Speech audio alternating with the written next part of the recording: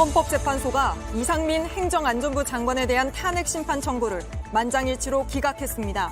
다만 헌재는 이 장관이 참사 이후 한 말들이 부적절했고 국민들에게 큰 실망감을 줬다고 지적했습니다. 이 장관은 곧바로 업무에 복귀했습니다. 극단적인 선택을 한 초등학교 교사의 일기장이 공개됐습니다. 특정 학생의 이름을 언급하며 모든 게 버겁고 놓고 싶다고 적혀 있었는데 경찰이 일부 학부모를 불러 조사하고 일기장에 언급된 사건에 대해서도 수사에 들어갔습니다.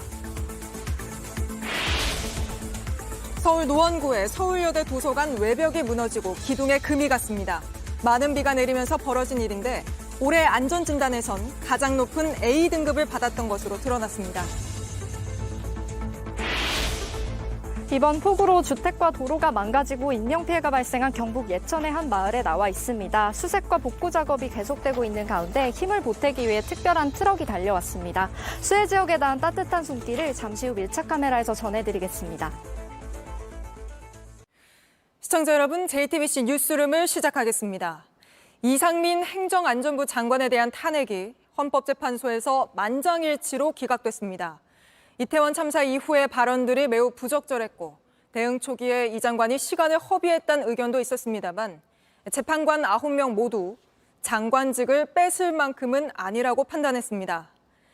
이 장관은 즉시 업무에 복귀해 수해 현장으로 향했고 보수단체가 유족을 조롱하면서 유족은 실신했습니다.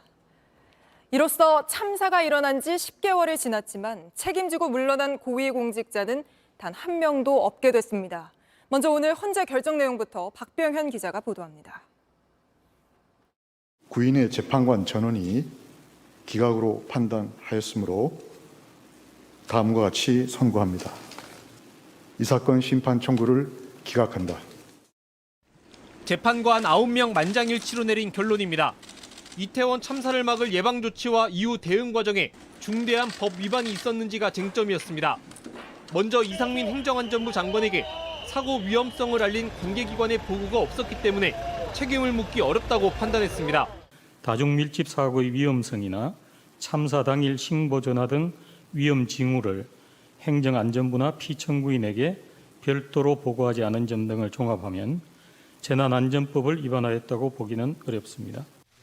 참사 직후 곧바로 중앙재난안전대책본부를 운영하지 않은 것도 법적인 책임을 묻기 어렵다고 봤습니다. 보고받은 내용에만 기초하여 피해 상황과 규모를 제대로 파악하고 재난 대응 방안을 결정하기에는 한계가 있었던 것으로 보입니다.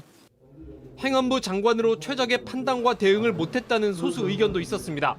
참사 발생을 인지한 때로부터 현장 인근, 현장 지휘소 도착까지 약 85분에서 105분이라는 기중한 시간을 최소한의 원론적 지휘에 허비하여 행정안전부는 물론 국가에 대한 국민의 신뢰를 손상시켰습니다. 하지만 역시 파면 사유는 아니라고 봤습니다. 헌재의 결정이 나온 건 이태원 참사가 발생한 지 269일 만, 국회가 탄핵 소추안을 통과시킨 지 167일 만입니다. JTBC 박병현입니다.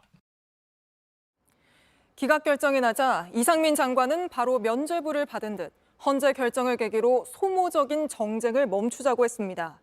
참사 책임을 묻는 목소리를 모두 소모적인 정쟁으로 치부할 수 있을진 의문입니다. 이 장관은 바로 수해 지역을 찾기도 했는데 공석일 동안 가장 큰 피해가 나 여기로 향할 거라고 예상이 나왔던 오송 지하차도로 향하진 않았습니다.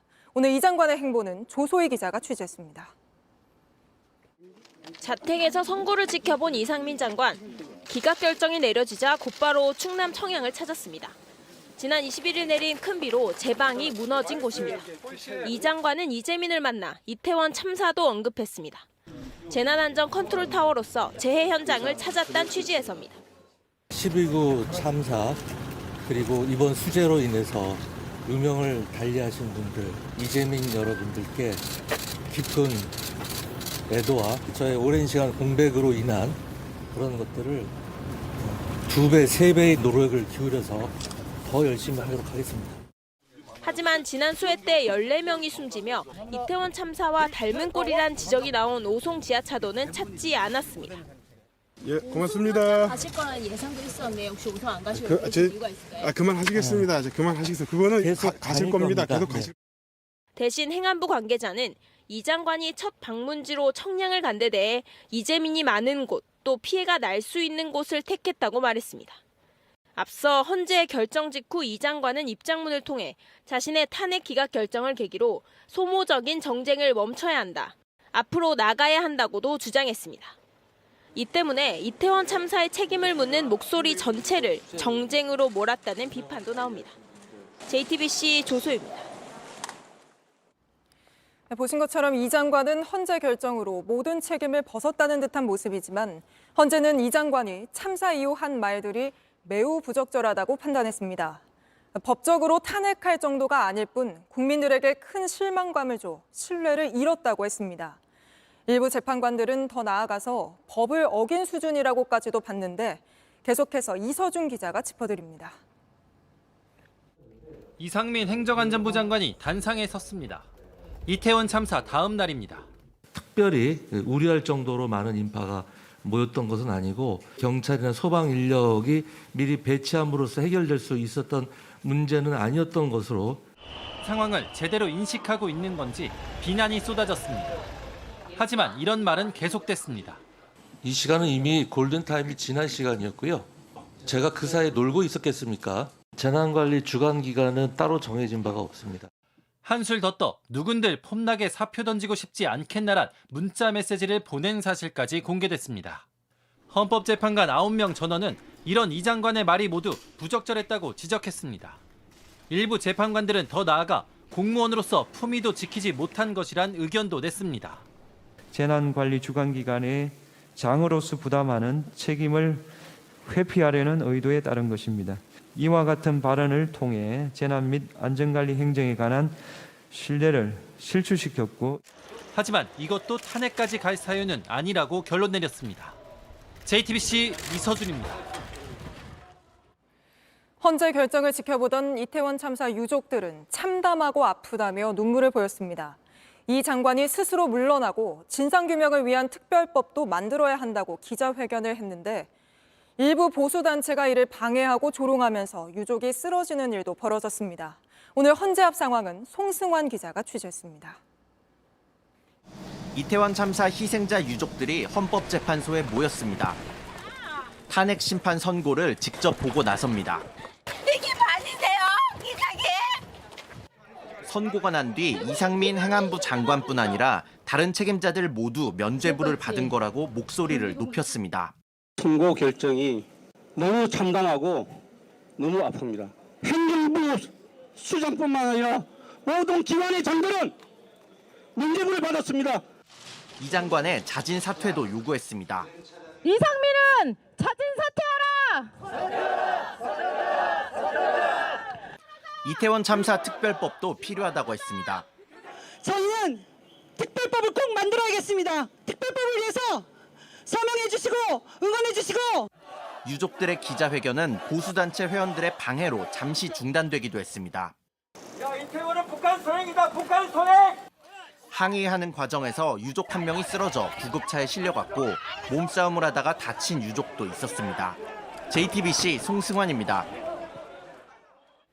네, 오늘 헌재 결정이 어떤 의미를 가지는지 사회부 조혜연 기자와 좀 더 이야기 나눠보겠습니다. 자, 조 기자. 탄핵은 사실 법적인 책임을 묻는 거라 법조계에서는 탄핵은 좀 어렵다는 관측이 많았잖아요. 결과는 그 관측대로 나온 것 같은데 그렇다고 해서 헌재가 아무 잘못이 없다고 본 건 아니지 않습니까? 네, 그렇습니다. 법적으로 탄핵이 아니라고 했지만 도덕적으로는 잘못이 있다는 의견이 덧붙었습니다. 헌재는 구체적인 내용을 포함하지 않은 원론적 지시로 100분 가까이 되는 귀중한 시간을 허비했다. 공무원으로서 성실 의무를 다했다고 보기 어렵다 이렇게 밝혔습니다. 네. 또 참사의 책임을 회피하는 데 연연하는 것으로 보이는 그런 발언을 했다고도 밝혔습니다. 네, 그런데 사실 헌재가 그렇게 짚었다고 해도 오늘부로 사실상 어떤 도덕적 책임, 정치적 책임을 물을 길은 없어진 거 아닙니까? 네, 예전 상황 좀 보시면 참사 직후에 이 장관이 책임을 져야 한다 이런 여론이 높아지자 윤 대통령이 이렇게 말했습니다. 네, 한번 보시면서 말씀드릴 텐데요. 네, 엄연히 책임이라고 하는 것은 있는 사람에게 딱딱 물어야지 막연하게 다 책임져라고 해서는 안 된다 이렇게 말한 건데요. 네. 네, 정무직인 장관이 국가적 참사에 대해서 어떤 실무적 차원을 넘어서 도의적 차원의 책임까지 지던 역대 정부에서의 관행과는 크게 다릅니다. 결국 이런 버티기가 167일 동안 이어졌고 또 탄핵이 기각된 만큼 그 버티기가 성공했다고도 볼 수 있습니다. 네. 다만 그렇게 재난 업무의 주무 장관이 반년 가까이 자리를 비운 동안 재난 문자 오류 또 폭우 피해 등 각종 사건 사고는 계속 일어났습니다. 네, 오늘 결정 나오자마자 대통령실에서도 강하게 입장을 냈던데 정치권 반응들은 어떻습니까? 네, 일단 민주당은 이 장관이 면죄부를 받은 건 아니라고 했습니다. 또 국힘은 이 참사를 정쟁의 도구로 삼아서는 안 된다 이렇게 목소리를 높였는데요. 정치권 반응은 한번 직접 들어보시겠습니다. 이 장관의 복귀로 국민은 국가 안전 행정을 불신하고 불안해할 것이 자명합니다. 애당초 이번 탄핵 심판은 탄핵 사유조차 말이 안 되는 것이었습니다. 네, 둘 다 목소리를 높였지만 민주당은 그 법적 근거를 충분히 마련하지 못한 상황에서 이 탄핵 카드를 던진 셈이 됐고 오늘 이 탄핵이 기각되면서 여당인 국민의힘은 좀 기가 살게 된 그런 모양새가 됐습니다. 네, 그런데 이상민 장관까지 오늘 복귀하면서 이태원 참사 고위 공무원들은 사실상 다 제자리를 지키게 된 거 아닙니까? 네, 오늘 참사 발생으로부터 269일이 지난 시점인데요. 네, 이상민 장관뿐만 아니라 윤익은 경찰청장 등 경찰 주요 지휘부 그대로 자리 지키고 있습니다. 네. 특히 김광호 서울청장은 특수본 수사 당시 업무상 과실치사상 혐의가 인정돼서 검찰로 넘겼습니다. 그런데 아직 재판으로 넘어가지는 못했고 업무를 계속 이어가고 있습니다. 또 아시다시피 박희영 용산구청장은 최근 보석으로 석방이 돼서 구청장 업무에 복귀하기도 네. 했습니다. 네, 이임재 용산서장 그리고 용산서 112 상황실장 등 상대적으로 하위직만 물러나서 또 참사 책임을 가릴 재판을 계속 받고 있는 상황입니다. 알겠습니다. 여기까지 듣겠습니다. 조혜연 기자였습니다. 행안부 장관이 공석인 사이 일어난 또 하나의 참사가 오송 지하차도 사고입니다. 비가 퍼붓는데도 평상시처럼 파출소엔 단 3명만 나왔는데 중대본이 폭우에 대비하라며 내려보낸 공문이 참사 직전 곳곳이 물에 잠기고 난 뒤에야 일선 경찰에 전달된 정황이 포착됐습니다. 정영재 기자입니다. 큰 비가 예고된 주말을 앞둔 지난 13일 중앙재난안전대책본부는 지자체와 경찰 등에 공문을 하나 보냅니다. 사전 통제와 대피를 시행해달라는 내용입니다. 지자체와 협조해 움직여야 할 경찰, 대비는 허술했습니다. 14일부터 호우경보가 내려져 15일 새벽 청주 시내 곳곳이 잠겼습니다. 하지만 오송파출소 근무자는 평상시처럼 3명이었습니다. 제가 그 부분에 대해서는 이 자리에서 지역경찰계장이다 보니까 이미 다른 기능에서 섣불르게 답변을 드리기가 곤란합니다.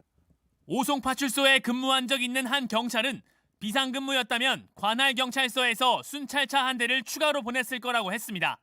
증원 등 비상체계가 가동되지 않았다는 건데 폭우 대응 계획 자체가 일선에 전달 안 됐을 정황도 발견됐습니다. 어제 오늘 충북경찰청을 압수수색한 검찰은 14일 경비과가 만든 폭우 대비 문서가 참사 직전인 15일 오전 8시쯤 전자결제 시스템에 올라온 걸 확인했습니다.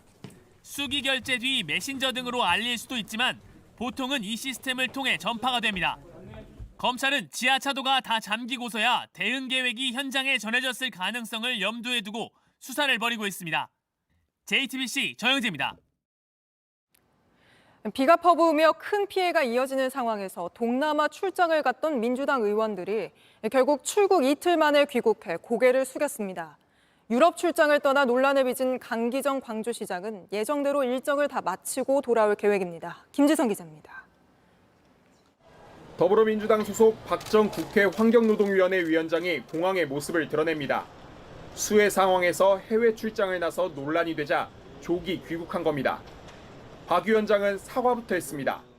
수해로 피해를 입고 계신 국민들이 에 대해서 신중하지 못한 처신으로 진심으로 잘못됐다고 생각하시면 진심으로 사죄를 드립니다. 지난 23일 민주당 소속 박병석 전 국회의장과 박정 환경노동위원회 위원장, 윤준병 최기상 의원은 5박 6일 일정으로 베트남과 라오스 출장에 나섰습니다. 집중호우로 큰 피해가 발생한 직후였고 특히 박정 의원은 수해 관련 법안 처리를 담당할 국회 환경노동위원장이어서 비판이 커졌습니다. 박 의원은 오래전부터 준비했던 외교 일정이라 취소할 수 없었다고 했습니다. 베트남인 경우에는 국회의장 또 경제부총리, 라오스 역시 국회의장과 부주석 이런 분들에 대한 정치인들을 만나게 돼 있어서 의원 외교를 할 필요가 있잖아요. 다만 수혜중 소속 의원들의 외국 방문에 부담을 느낀 민주당 원내 지도부의 만류로 박 위원장 일행은 출국 이틀 만에 돌아왔습니다. 박병석 전 의장은 베트남과 라오스 국회의장과의 남은 공식 일정을 마무리하기 위해 현지에 남은 것으로 전해졌습니다. 이런 가운데 강기정 광주광역시장도 광주 지역에 많은 비가 예고된 지난 22일부터 10박 12일 유럽 출장길에 올랐습니다. 광주시는 강 시장이 예정대로 출장 일정을 진행할 계획이라고 설명했습니다. JTBC 김지성입니다. 서울 신림동에서 발생한 흉기 난동 사건 속보 전해드립니다. 4명의 사상자를 낸 조모 씨는 오래전부터 살인 욕구가 있었고 또래 남성에게 열등감을 갖고 있었다고 경찰에 진술한 걸로 확인됐습니다. 범행 하루 전에 휴대전화를 초기화한 사실도 드러났습니다. 최연수 기자입니다. 조 씨는 특히 범행을 미리 계획했는지는 밝히지 않았습니다. 언제부터 준비했습니까? 하지만 경찰은 조 씨가 범행 하루 전 휴대전화를 초기화하고 평소 쓰던 PC를 망치로 부순 사실을 확인했습니다. 범행 직전엔 할머니를 찾아갔는데 마지막 인사를 하려 했다는 진술을 받아냈습니다. 또 오래전부터 살인에 대한 범행 욕구가 있었다는 취지의 진술도 확보했습니다. 조 씨는 또 체포 직후 자신을 쓸모없는 사람이라고 했습니다. 저는 그냥 쓸모없는 사람이 죄송합니다. 또래에게 열등감을 느낀 게 범행 동기라는 분석도 나왔습니다.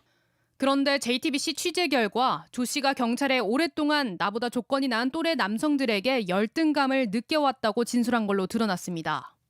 오랫동안 자신보다 키가 크거나 잘생기거나 돈을 많이 버는 또래에게 열등감을 갖고 있었다는 취지로 말했다는 겁니다. 경찰은 조 씨가 미리 범행을 저지를 마음을 먹고 공격 대상도 정해둔 계획 범죄로 보고 있습니다. 또 잔혹한 범죄 수법을 검증하고 오락가락하는 진술의 진위를 확인하기 위해 사이코패스 검사를 진행했습니다. 내일 경찰 심의위원회는 조 씨의 신상 공개 여부를 결정합니다. JTBC 최연수입니다. 극단적 선택을 한 서희초등학교 교사의 일기장이 공개됐습니다. 모든 게 버겁고 놓고 싶다고 적혀 있었고 특정 학생의 이름을 언급하기도 했습니다. 경찰은 이 교사의 휴대전화 등을 분석하고 학부모들을 상대로도 조사를 벌이고 있습니다. 이 소식은 최하은 기자입니다. 아이들이 쓰고 그린 감사편지와 손그림이 의자 위에 놓였습니다. 숨진 교사의 가족은 고인의 집에 들어가자마자 발견한 것이라고 했습니다. 숨지기 2주 전쯤 쓴 일기도 공개했습니다.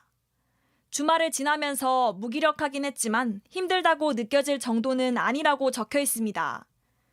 그리고 월요일 출근한 뒤 업무 폭탄이 있었다고 했습니다. 학생을 특정하며 난리가 겹치면서 모든 게 버겁고 놓고 싶다는 생각이 들었다고도 했습니다.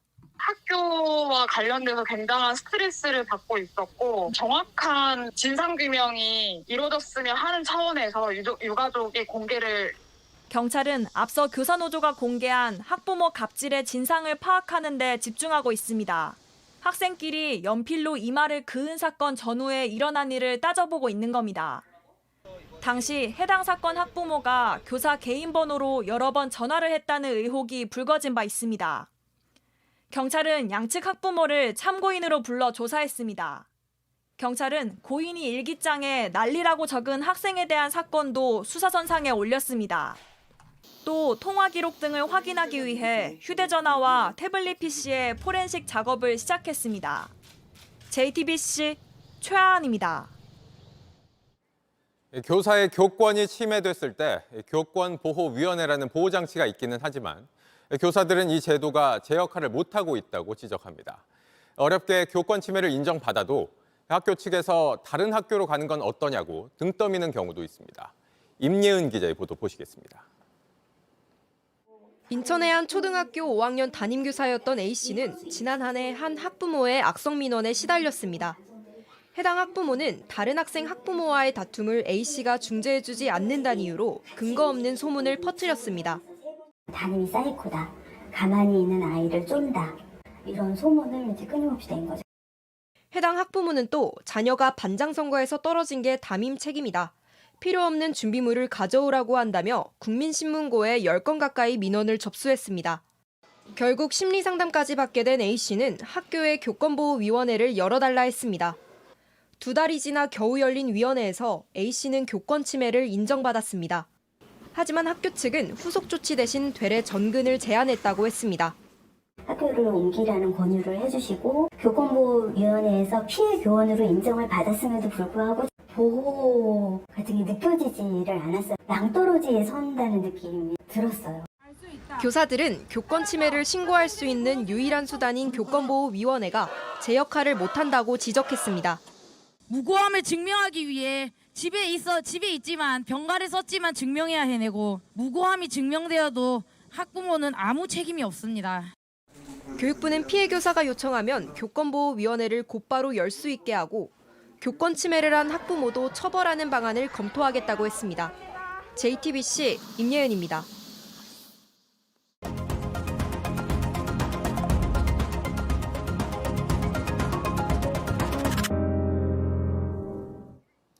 오늘 탐사보도 트리거는 가정폭력 문제를 집중 취재했습니다. 2달 전 인천 강화도에서 가정폭력으로 의심되는 사건이 벌어졌습니다.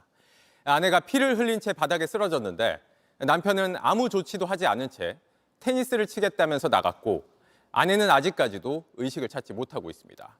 경찰은 이 남편에 대해서 구속영장을 신청했습니다. 최강의 PD가 추적했습니다. 지난 5월 9일 퇴근을 앞둔 딸이 새아버지로부터 전화를 받았습니다. 새아버지가 하시는 말씀이 집에 오니까 엄마가 술을 먹고 이렇게 쓰러져 있다.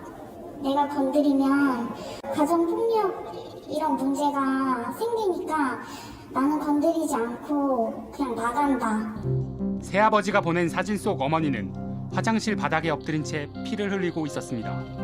딸은 급히 112와 119에 신고를 하고 어머니를 병원으로 옮겼지만 지금까지 뇌사 진행 상태입니다. 어머니는 외상성 뇌출혈로 지금 현재 혼수 상태로 계시고 입원해서 현재까지 의식이 돌아오신 적은 없으세요? 원인은 엎드려 있던 모습과 달리 뒷머리에 가해진 강한 충격 때문인 것으로 확인됐습니다.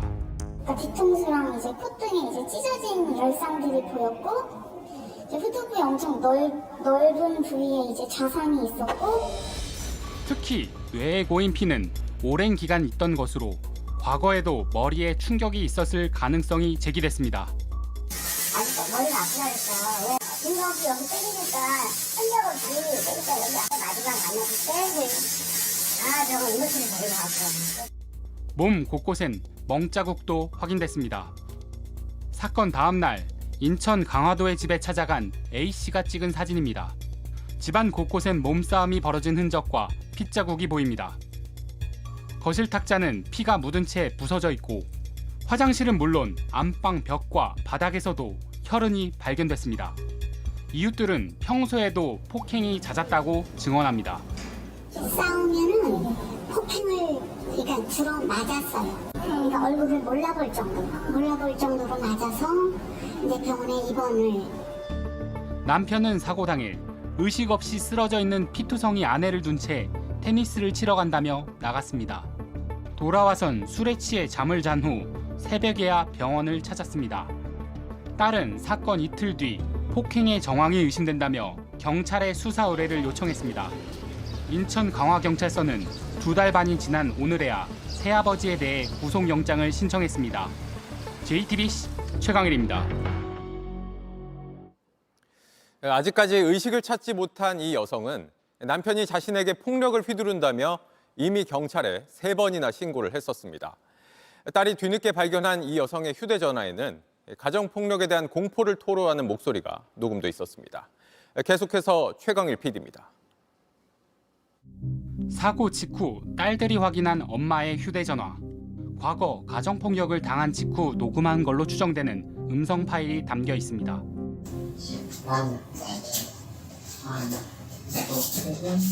내일부터 사랑한다. 나 어떡하지? 왜 이래? 정치. 10년 전 재혼한 엄마는 딸들에게 가정폭력에 대해 말하지 않았습니다. 아직 시집도 안 간 딸들한테 어떻게 그런 말을 하겠냐. 내가 그렇게 매 맞고 산다는 말을 어떻게 하겠냐. 엄마가 새아버지를 가정폭력으로 3번 넘게 신고한 사실도 알게 되었습니다. 언니 빨리 좀 그러는 거야. 왜? 그러니까 지금 얘가 나를 죽이려고 한다는 거야. 죽이려고 하니까 빨리 와버려. 그래서 새벽이잖아요. 네가 급하면 119라도 부르고 신고를 해라. 그런 적이 몇 번 있었어요. 2019년엔 다리 골절도 있었습니다. 부러졌을 정도로 얘 그렇게 심하게 다쳤었어요. 그래서 이제 알고 보니까 그날도 이제 폭행을 당한 거야. 하지만 모두 처벌 없이 종결됐습니다. 쓰러진 아내를 두고 떠났던 남편은 이번에도 2달 반 동안 일상생활을 유지하고 있었습니다. 그때 그 아내분 집에 두고 나가신 건 맞죠? 사실이 아니라는 거예요, 그건? 사실이 아니에요? 아내 폭행력으로 그 과거 약간 가정폭력이 있었다는 사안에 대해서 어떻게 생각하세요? 경찰은 초동 수사가 미흡한 측면이 있었다면서도 철저하게 수사하겠다는 입장입니다.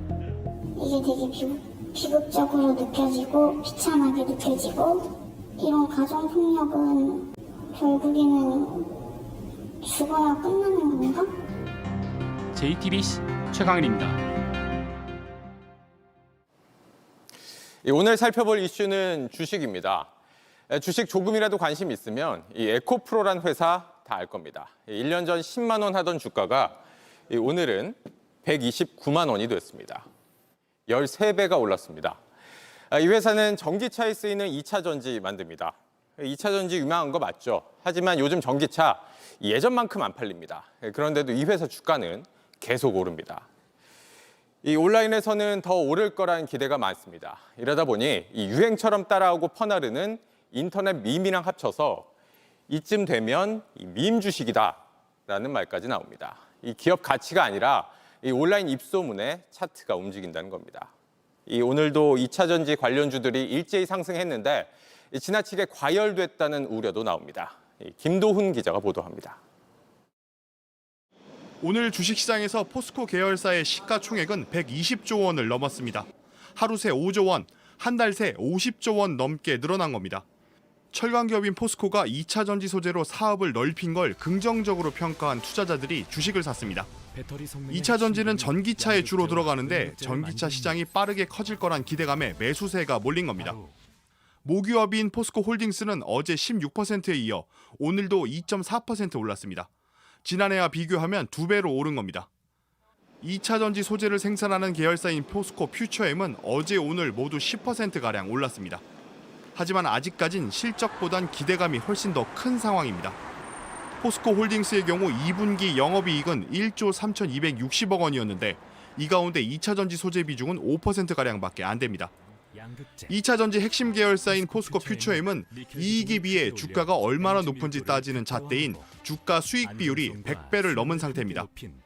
이 때문에 몇몇 증권사는 매수 의견을 거둬들이기도 했습니다. 그럼에도 2차 전지 테마주에 대한 투자 열기는 뜨겁습니다. 2차 전지 소재 사업을 시작한 LS 주가도 오늘 상한가를 쳤습니다.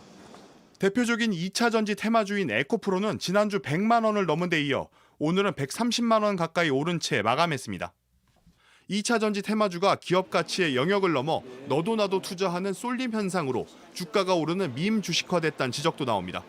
불확실한 성장 가능성에 대한 투자가 너무 지금 과열되고 있는 것이 아니냐, 이런 우려가 제기되고 있습니다. 더구나 전 세계적으로 전기차 판매량이 한풀 꺾인 상태입니다. 충전소 부족, 전기요금 인상 등의 변수가 해결이 돼야 전기차 시장이 성장할 수 있다는 분석입니다. JTBC 김도훈입니다. 함께 택배 일을 하던 남편이 갑자기 가슴 통증을 호소해 병원에 가게 되면서 한 아파트 전체 배송이 중단되자 부인은 주민들에게 미안하다고 연락을 돌렸습니다. 그런데 주민들은 불평 대신 병원비 보태자며 모금을 시작했습니다. 먼저 이승환 기자 보도 보시고 이 부부 직접 연결해 이야기 더 들어보겠습니다. 택배 상자가 키보다 높게 쌓였습니다. 60대 부부가 짐을 옮깁니다. 그러면 저기 하나네 일리는? 그러면 내가 가는 걸로. 일주일 만에 돌아온 일터. 몸은 고되도 마음은 가볍습니다. 남편이 쓰러진 건 지난 17일입니다. 흔히 생살에 고춧가루 뿌린다고 그러잖아요. 그런 통증이. 심장 수술이 이뤄지는 중에도 아내는 택배가 마음에 걸렸습니다. 주민들에게 낫는 대로 배송하겠다고 문자를 보냈습니다. 책임을 져야 하니까 기다리신 분 생각해가지고. 이 문자, 한 주민이 입주민 단톡방에 공유했고 모금이 시작됐습니다. 그날따라 비가 엄청 많이 왔거든요. 근데 그거 보고서 너무 마음이 안 좋더라고요. 자주 뵙고 또 이제 같은 생활 공간이 있기 때문에 이웃이라고 또 생각하고 있습니다. 이틀 만에 107세대가 248만 원을 모아 편지와 함께 전달했습니다. 이 아파트에 입주하기를 정말 잘했구나. 남편은 새 삶을 얻은 느낌입니다. 감사하지. 저게 그 다시 할 수 있다는 것이 얼마나 감사해요. 그러게요. 아내는 웃음이 많아졌습니다. 몸 관리 잘해서 열심히 살자고요. 솔직히 말해서 내 얼굴 못 볼 수도 있었잖아요. 고마워. 네. 지금도 눈물이 나. 손 내민 주민들 모두 작은 일이라고 했습니다. 하지만 부부에겐 살아갈 힘이 됐습니다. JTBC 이승환입니다. 주민들의 따뜻한 마음에 화답하듯 건강한 모습으로 다시 일터로 나온 이 택배기사 부부와 바로 이야기 나눠보겠습니다. 남편 정순용 씨, 아내 주홍자 씨입니다. 두 분 이렇게 모두 시간 내주셔서 고맙습니다. 어제부터 일을 다시 시작하셨다고 들었는데요. 몸은 괜찮으신 건가요? 네, 안녕하세요. 정순영입니다. 예, 어제 테스트 해봤고 오늘 기쁘게 일을 했습니다. 감사합니다. 네, 아무래도 남편분이 쓰러지고 또 오늘 배송이 어렵다는 문자를 보내셨을 때 아내분께서 이런 결과는 전혀 예상하지 못하셨죠? 네, 전혀 이런 경우 예상을 못하죠. 단지 죄송한 마음에 문자를 보냈는데 이렇게 뜨거운 마음들이 모여가지고 저희가 그런 은혜를 받을 줄은 전혀 예상하지 못했습니다. 감사합니다. 그런 소식을 좀 이렇게 들으셨을 때 마음이 좀 어떠셨습니까? 가슴이 먹먹하고 한순간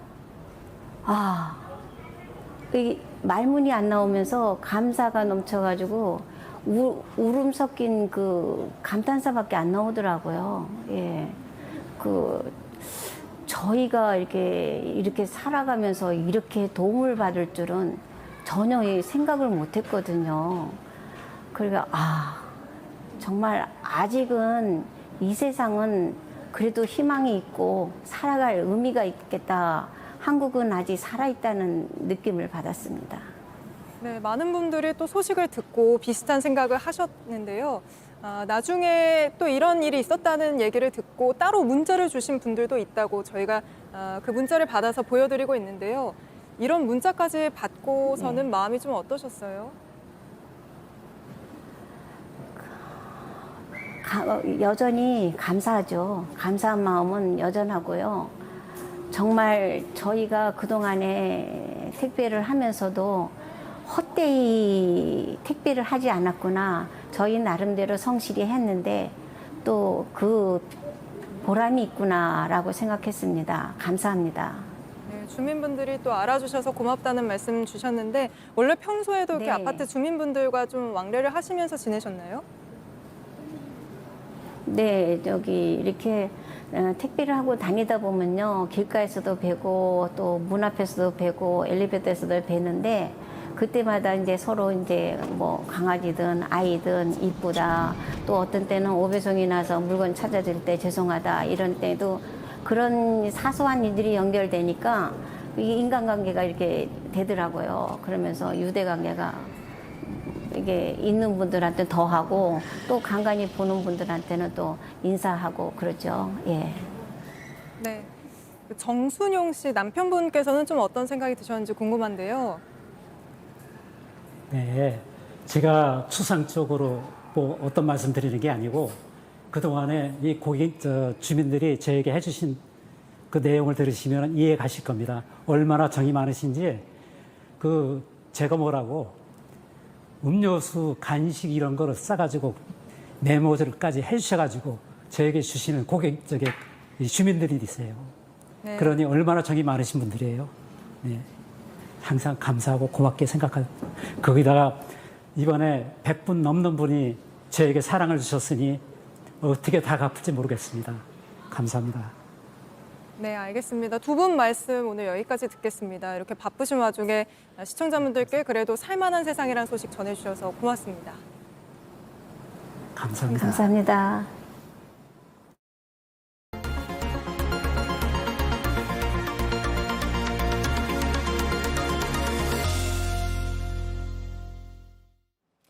펍은 비록 큰 피해를 입은 이재맨들에게 오아시스 같은 존재가 있습니다. 바로 시원한 커피와 음료를 아무런 대가 없이 나눠주는 커피 트럭입니다. 40여 년 전 비슷한 피해를 입었던 한 목사가 트럭을 몰고 있다는데 밀착 카메라 한민정 기자가 따라가 봤습니다. 굽이굽이 시골길을 따라 들어갑니다. 수해 지역을 찾아가는 커피 트럭입니다. 주민들과 군인, 소방, 자원봉사자에게 커피와 음료를 무료로 나눠줍니다. 커피 좋아하는 사람도 있는데 아이스티 같은 건 그다음에 초코우유 직접 볶죠. 저희가. 지난 18일부터 24일까지 1,500잔 넘게 나눴습니다. 커피 맛 어떠세요? 그 뭐더라 이게 머리 이렇게 있는 커피집. 뭐 거기보다 더 맛있어. 목사님 인물도 좋고 진짜 대접받는 기분이고 위로받는 기분. 이번 폭우와 산사태로 이 마을에선 주민 2명이 실종됐습니다. 뭔가 막이 바위가 굴러오는 것 같고 소리가 막 들리니까 어려움을 극복할 수 있는 그런 힘을 주는 것 같아. 커피 트럭은 주민들에게 유일한 안식처입니다. 천사 같은 존재. 이 한 잔으로서 저희들이 기분이 많이 업되죠. 즐겁고 더운 날에 오아시스지. 밤이 되면 커피 트럭은 잠자리로도 변합니다. 오늘 여기서 그러면 주무시는 건가요? 이제 여기 또 수해 당하신 분들이 마을에 관해서 주무시고 계시는데 뭐 제가 따뜻한 곳에서 자는 게 또 예의가 아닌 것 같아서 그냥 같이 저도 아픔을 나눈다 생각해서. 다음 날 복구 작업은 다시 시작됐습니다. 복구와 수색 작업이 한창인 이곳의 기온은 현재 섭씨 31도입니다. 제 뒤를 보시면 지금 복구 작업에 나섰던 군 장병들이 음료랑 커피를 받기 위해 커피 트럭 앞에 모여 있습니다. 아이스 카페 라떼 2잔 좀 부탁드릴게요. 아이스 카페입니다. 안되세요? 네. 직접 배달도 갑니다. 거리가 멀어서 좀 커피숍까지 오기 힘들에 대해서 직접 이제 배달. 자, 커피 드세요. 커피. 감사합니다. 또 다른 수해 현장입니다. 이 마을은 폭우로 집과 농경지가 침수되고 40여 가구가 피해를 봤습니다. 40여 년 전 백 목사도 비슷한 경험을 했습니다. 산사태가 나가지고 저희 소, 돼지, 우사 그게 다 무너져서 깔려서 죽고 큰 돌이 저희 마당에 내려왔었어요. 뒷문으로 도망을 쳤었죠. 이재민들의 아픔에 공감하는 이유입니다. 한 사람이라도 그냥 위로받고 가면 그 자체가 좋은 거죠. 커피 마시면서 그냥 얼굴에 미소를 띠고 고맙습니다라는 그 말 한마디 들으면 그게 저한테 생수죠. 이 더운 날에. 커피 트럭에서 오늘 하루에만 400잔이 넘는 커피와 음료가 나갔습니다. 이곳을 다녀간 사람들은 어려운 상황이지만 힘을 얻었다고 말했습니다. 여러 곳에서 조금씩 모인 따뜻한 손길이 누군가에겐 다시 일어설 용기를 주고 있습니다. 밀착 카메라 한민정입니다. 네, 다음 소식입니다. 서울 노원구의 서울여대에서 지난주 쏟아진 비로 도서관 외벽이 무너지고 기둥에 금이 가는 일이 벌어졌습니다. 저희가 확인해 보니 올해 안전진단에서 가장 높은 등급을 받았는데도 이런 사고가 났습니다. 김한수 기자가 취재했습니다. 건물 외벽이 길게 뜯어졌습니다. 콘크리트는 무너져 내렸고 철근도 드러나 있습니다. 기둥은 쩍쩍 갈라졌습니다. 지난 17일 서울여자대학교 중앙도서관 한쪽 외벽이 무너진 겁니다. 주변을 지나던 사람이 없어 인명피해는 없었습니다. 학교는 학생들에게 근처를 지나지 말라고 공지했습니다. 그거 게시판에 올라가가지고 그리고 단톡 카톡에 올라와서 알게 됐어요. 그런데 도서관 내부 출입은 막지 않았습니다. 외벽이 무너진 쪽만 일부 통제했습니다. 게다가 일주일이 지나도록 지자체와 교육부엔 알리지도 않았습니다. 붕괴 위험이 있는 건물에 대해서 신고를 권고만 하고 있기 때문입니다. 아직 신고는 아직 안 들어갔습니다. 안 해도 돼요? 그거는 좀 확인을 해봐야죠. 무너진 도서관은 올해 안전진단에서 가장 높은 A등급을 받은 것으로 확인됐습니다. 그런데도 비가 많이 왔다고 외벽이 무너졌습니다. 무너진 외벽 같은 경우는 주요 부재도 아닐 뿐만 아니라 벽돌의 마감 때문에 쉽게 이렇게 접근을 하기가 어려운, 그래가지고 안전진단에서도 한계가 있었을 것 같습니다. 서울여대는 도서관을 지은 건설업체에 연락해 안전진단부터 다시 하기로 했습니다. JTBC 김한수입니다. 북한이 어젯밤 자정 무렵 단거리 탄도미사일을 발사했습니다. 그제는 새벽에 쏘더니 이번엔 심야를 노린 겁니다. 북한이 전승절이라고 부르는 정전협정 체결일을 앞두고 다양한 시간대를 이용해 기습 도발 효과를 노린다는 분석입니다. 정재훈 기자입니다. 북한이 어제 오후 11시 55분 동해상으로 단거리 탄도미사일 2발을 발사했습니다. 이례적으로 한밤중에 미사일을 쏜 겁니다. 앞서 19일과 22일엔 새벽 시간을 틈타 탄도미사일과 순항미사일을 발사했습니다. 미국의 전략핵 잠수함과 핵 추진 잠수함이 잇따라 들어오자 반발하는 성격이 짙다는 분석입니다. 워싱턴 선언과 그에 따른 핵협의 그룹, 또 미국의 원자력 잠수함들이 한국에 오는 것에 대한 매우 큰 부담을 느끼고 있어서 여기에 대한 적극적인 대응을 하고 있다라고. 또 오는 27일 정전협정 체결일을 앞두고 내부 결속을 다지는 차원으로도 보입니다. 북한은 이날을 전승절이라고 부르며 기념하는데 이번엔 70주년으로 행사를 크게 준비하고 있습니다. 실제 북한은 전승절 행사에 중국과 러시아 대표단을 초청했습니다. 코로나19 사태 이후 북한이 외국의 문을 연 건 처음입니다. 특히 우크라이나 전쟁을 지휘하는 세르게이 쇼이구 러시아 국방장관이 직접 방북하기로 해 국제사회의 이목이 쏠릴 전망입니다. JTBC 정지윤입니다. 방탄소년단 BTS의 멤버 정국의 신곡이 세계 빌보드 차트에서 모두 1위에 올랐습니다. 빌보드 정상에 오른 한국 가수가 셋이 되어 있는데 그룹 방탄소년단 그리고 멤버 지민과 정국입니다. 정재호 기자입니다.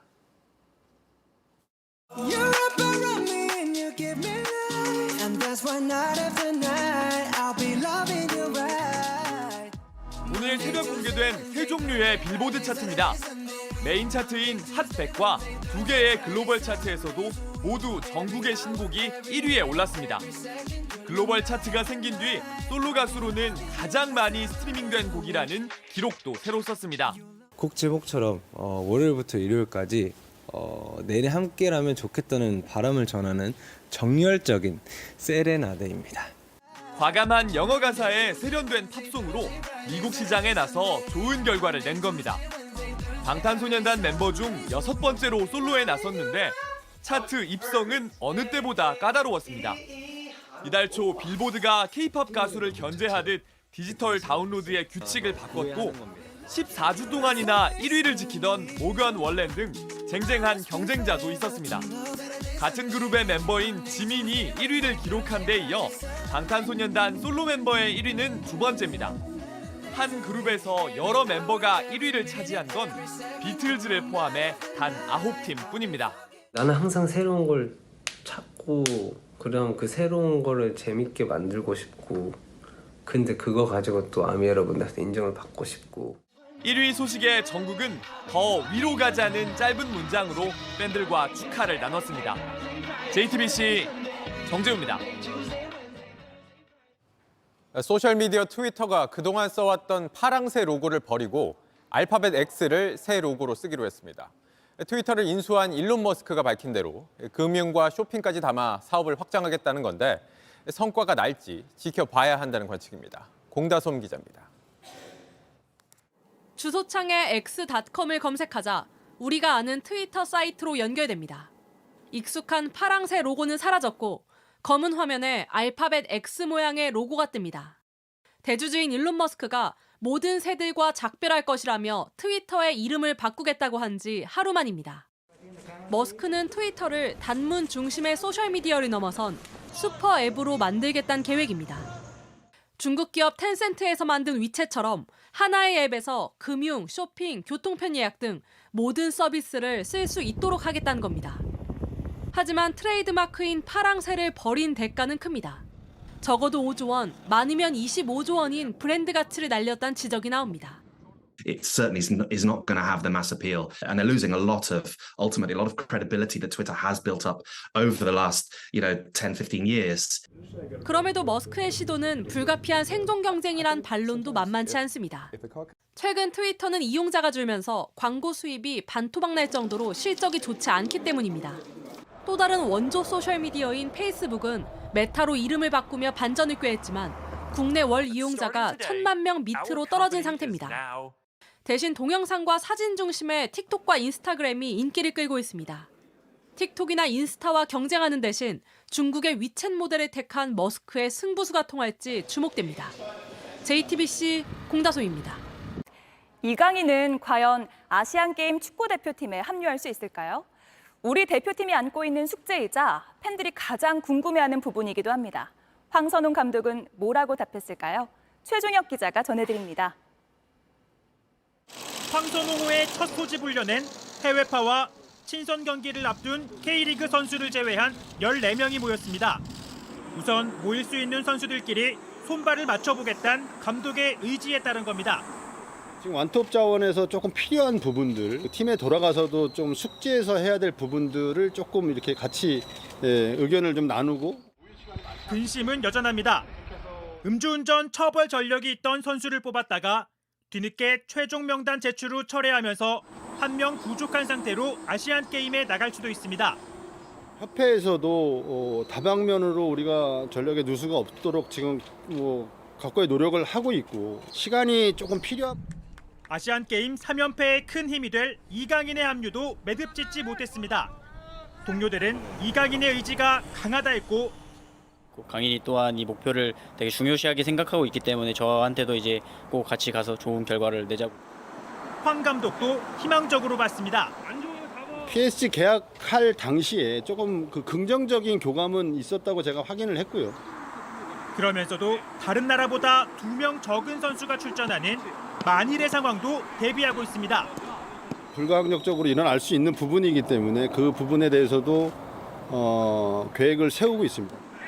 그럴 경우 자칫 뒤숭숭해질 수도 있는 선수단 분위기를 다잡는 것도 또 하나의 과제로 보입니다.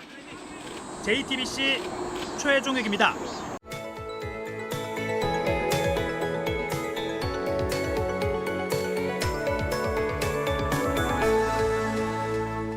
오늘도 전국 곳곳에 폭염특보가 내려지면서 무더위가 계속됐습니다. 습도가 높다 보니 내일 최고 체감온도가 33도 이상까지 예상돼 몸으로 느끼는 더위는 더 강하겠습니다. 오늘 늦은 밤부터 내일 새벽 사이 비구름대는 다시 몰려오겠습니다. 주로 비가 집중되는 수도권은 최고 80mm 이상까지도 예상되고요. 남부지방은 60mm 이상의 비가 더 내리겠습니다. 내일 오전부터 저녁 사이 소나기도 지날 텐데요. 전국의 5에서 많게는 80mm 이상의 빗줄기가 쏟아지겠습니다. 비가 오는 지역은 돌풍과 천둥, 번개를 동반해 요란하게 내리겠고요. 시간당 30mm 안팎의 강한 비가 퍼붓겠습니다. 내일 서울과 전주의 아침 기온이 25도, 대구, 창원 24도가 예상됩니다. 낮 기온은 서울 30도, 전주 31도, 광주, 대구 32도로 매우 덥겠습니다. 주 후반까지 전국적으로 시간당 최고 60mm의 강한 소나기가 이어지겠고요. 토요일엔 중부와 전북, 일요일엔 수도권과 강원 영서에 비가 내리겠습니다. 한편 제5호 태풍 독수리는 중국 남서부에서 소멸하면서 우리나라에 영향을 주진 않을 것으로 보입니다. 날씨였습니다. 뉴스룸 저희가 준비한 소식은 여기까지입니다. 네, 시청해주신 여러분 고맙습니다.